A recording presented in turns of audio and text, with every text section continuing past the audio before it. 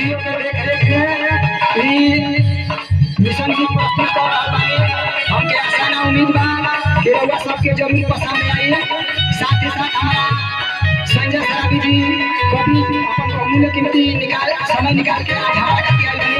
साथ ही साथ राइटर विमल राव जी और बहुत खूब अंग वस्त्र से स्वागत किया हमारा मुन्ना भैया, चंदन अध्यापक पुष्कर जी और साथ ही साथ हमारा डॉक्टर विनोद भैया, हमारा चिलकर के साथी लोग के भी बहुत बढ़िया सहयोग बा हमारा ऊपर। गीत के भाव बा गाना बा मिशन बाबा साहब के ना रही बधुरा,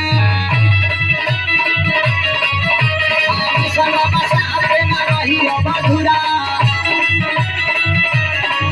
मिशन बाबा के करे के बाबूरा, बाबूरा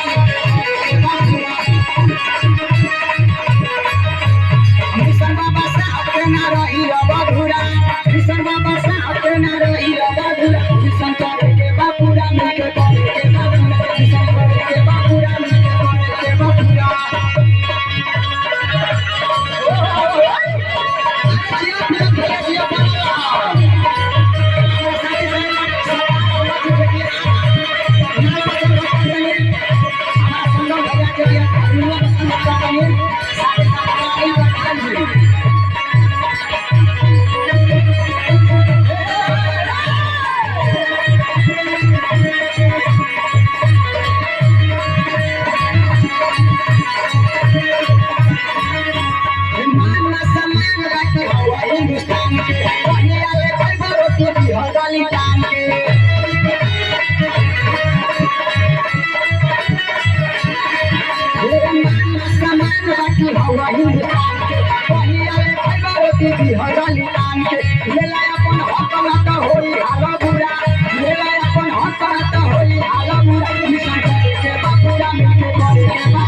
मिशन